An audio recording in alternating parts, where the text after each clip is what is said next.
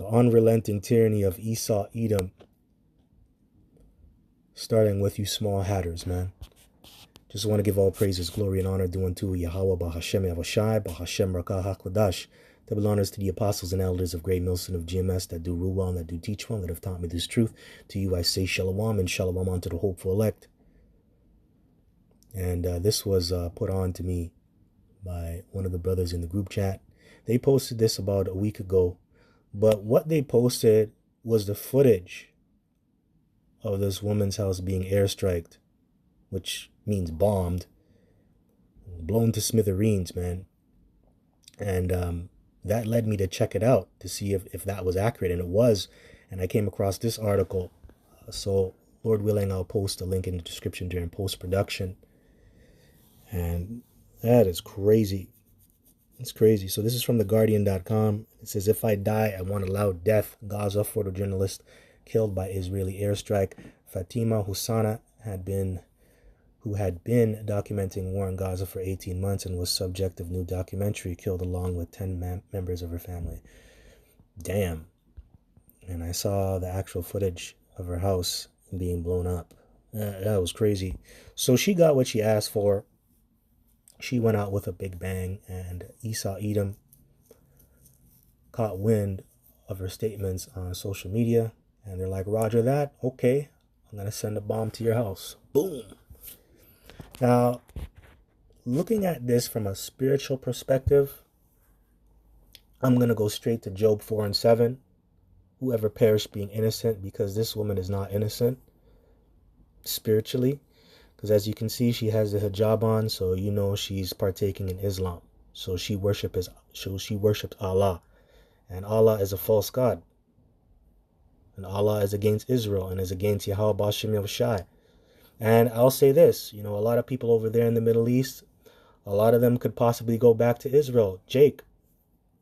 This woman might have been a Jake. Who knows?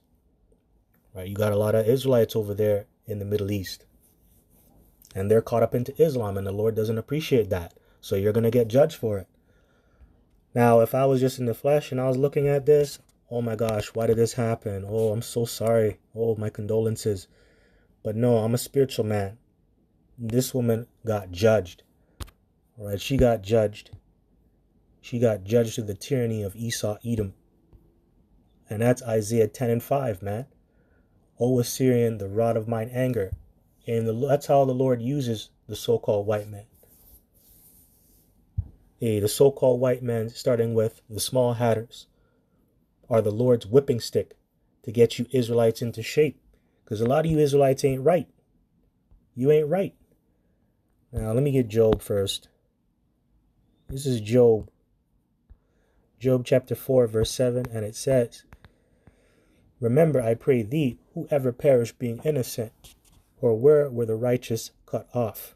You see that? So if she was righteous, she wouldn't have been cut off or destroyed like that if she was righteous. She died a humiliating death. Now it says here, whoever perished being innocent. There you go. So she was innocent, and that's why she perished the way she did. So this woman wasn't innocent, and she was committing spiritual crimes, man. So she got judged, and that's where you got to leave it. Let me get, because you got people out there, man, who are not spiritual. They're like, oh my God, why did she die? Well, first of all, she's in a better place now. She's in her right mind. She's in the spirit realm, and she's with the Lord, and she's in peace. And she's looking down on the earth and all the people that are partaking in Islam, saying you're worshiping the wrong power. That's what she's doing right now. So this is 2nd Ezra chapter 9, verse 13. And therefore be thou not curious how the ungodly shall be punished. Now, I'm not curious about how she went out because she was being ungodly. I'm not curious of how she's being punished or how she died that way. I'm going to just leave it as it is. She died because she was guilty. That's it. She got judged. No need to look into it. All right? And when, but inquire how the righteous shall be saved, whose the world is, and for whom the world is created.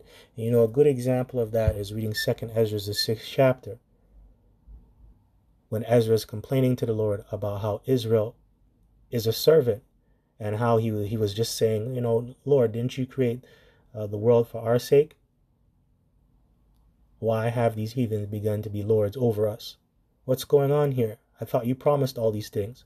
I thought you said that the righteous of Israel is going to be an authority. Why isn't that not happening? You see, so that's who you're supposed to inquire about.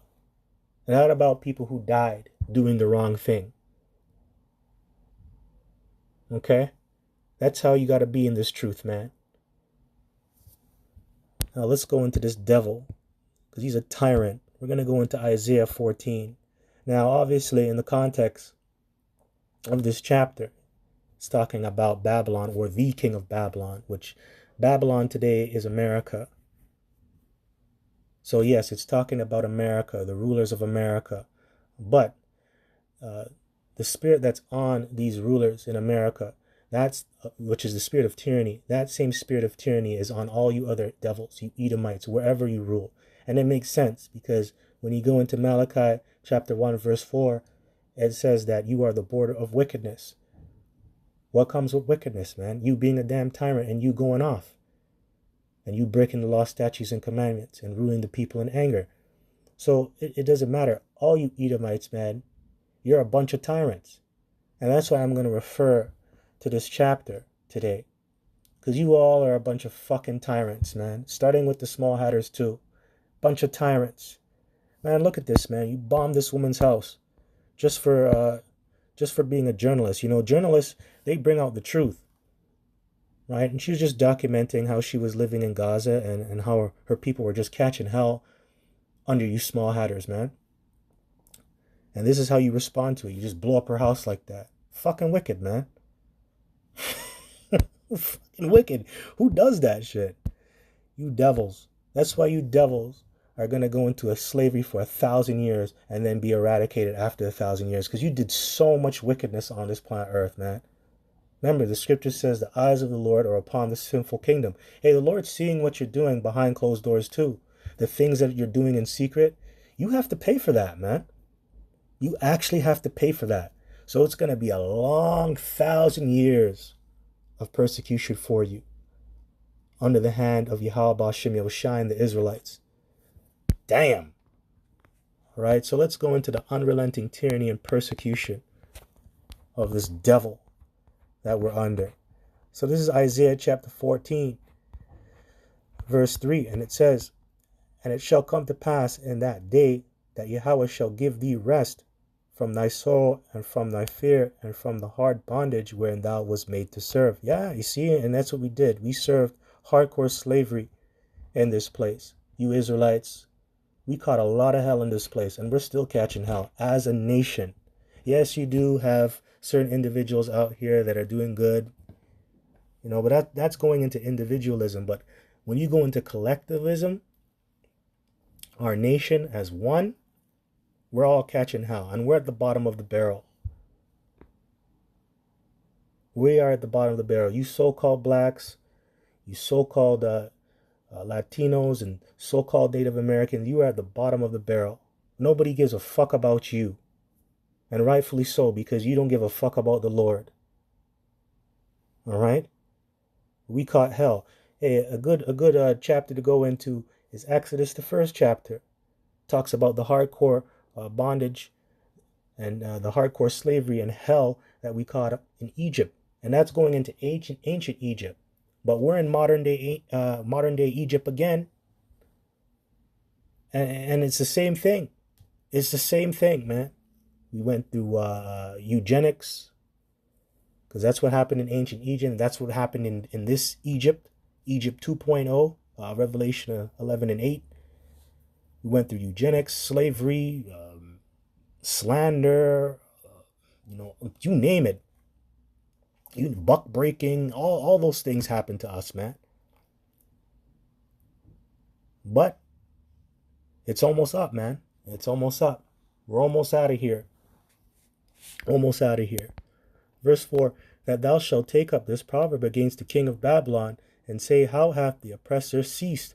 The golden city seed. That's right. Wow, I can't believe this guy is taken down. Wow. Wow. He was such a mighty man with his technology, with his military, with his laws. He was the man. How's he taken down this way? Wow, I can't believe the tyrant is gone. Verse 5. Yahweh hath broken the staff of the wicked and the scepter of the rulers. Yeah. And really, the scepter of the rulers, really the rulers are the elites, the international banking families. And you know what? I'll say this too. Majority of you international banking families, you are small hatters. That's where your line goes back to. A lot of you are just small hatters, man. Amalek, Duke, one of the Dukes of Edom. Yeah, he's a Duke of Edom, a Duke of Hazard, a big mess. But yeah, the Lord, he has broken the staff of the wicked. He's taken away your rulership and authority on the planet Earth. Verse 6, he who smote the people in wrath with a continual stroke, yeah, never-ending blows, man. He just keeps striking you and striking you and striking you with no remorse, no mercy. Doesn't give a shit until you wither away. He that ruled the nations in anger is persecuted, and none hindereth. The whole earth is at rest and is quiet. They break forth into singing. Yeah, and that includes the people, the plant life, the animals. Everybody's at rest, and everybody's rejoicing that you're going down. That's messed up. Even the trees and the plants are happy that you're taken out of power. These damn animals out here too. I'm looking at my cat. My cat's old though, right? My cat's like 16 years old. I had that cat since I was in high school. But my cat has cancer now. Like, how the fuck does a cat get cancer? First of all, my cat is a beast. So it doesn't sin. So it's not breaking the laws because it's a beast, right? It just goes off instinct. It can't really reason like how we could reason in terms of serving the Lord. But why the fuck does it have cancer? Why is it getting judged that way? You know why? Because it's living under the rule of this damn devil. How the fuck does a cat get cancer? The cat eats the same thing every day. See how this place is turned upside down by you damn devils? Isaiah 29:16. Esteemed as the potter's clay. You devils have turned everything upside down when you have gotten to power, man. Which makes sense. Because you guys are a bunch of deceivers pursuing to Revelation 20 on down. You have deceived the whole earth. Yeah, when you got into power in the Renaissance period, from that time forth, you've been deceiving the whole world. Job 9:24, the earth is given into the hand of the wicked. Damn, man. Damn. Verse 8, it says, yet the fir trees rejoice at thee, and the cedars of Lebanon, saying, since thou art laid down, no feller is come up against us. Yeah, and so now you're not cutting down all the trees, and now the trees are rejoicing because they're not being cut down. Especially for you elites, man. You cut all these trees down to make your estates and your big mansions. Your big mansion, man, which that's pollution too. You know, that's a lot of these mansions that are being built, the materials that they use, they're very toxic. Wicked as hell, man. But damn, even the trees are going to rejoice. The forest is going to rejoice when you come out of power. Yeah. Unbelievable. Unbelievable. Unbelievable. Let's get Isaiah. Actually, let's get some Psalms. Let's get Psalms 58. Actually, you know what? Let me get Isaiah chapter 10 and 5. Let's get this, because I quoted this earlier. This is Isaiah chapter 10, verse 5. O Assyrian, the rod of mine anger, and the staff in their hand is my indignation. Salakia, I had to do something real quick. So this is Isaiah chapter 10, verse 5. O Assyrian, the rod of mine anger, and the staff In their hand is my indignation. Yeah, so you are the Lord's whipping stick. And how you're set up to beat Israel into subjection so they can turn to Yahweh Ba'ashem Yahushai. Verse 6, I will send him against an hypocritical nation. Yeah, who's a hypocritical nation? You know, you Israelites, you guys are a bunch of actors. That's why you tell the prophets, oh, prophesy smooth things. Oh, don't tell me the truth. Just prophesy smooth things. Tell me a lie. Prophesy deceits onto me. Bunch of fucking hypocrites, man. Bunch of actors pretending to do good when you're really wicked as fuck. You Israelites, I can't stand you Israelites, man. You Israelites, a lot of you 2/3, and I can't stand you, man. That's why we're here, because of you. And against the people of my wrath will I give him a charge. That's right. So the Lord's going to put an angry person over you to take the spoil and to take the prey and to tread them down like the mire of the streets. That's right. You know what mire is? Mire is shit. Feces. And that's why when you go up against this devil, you get your ass handed to you. You got your ass handed to you while you were in slavery over in the Americas here. You get shot down in the streets by these cops. That means you got your ass handed to you. Last hired, first fired. Got your ass handed to you. Happens all the time, right? Happens all the time. When are you Jake's going to wake up and get it? When are you going to wake up and smell the coffees, man? Come on, man.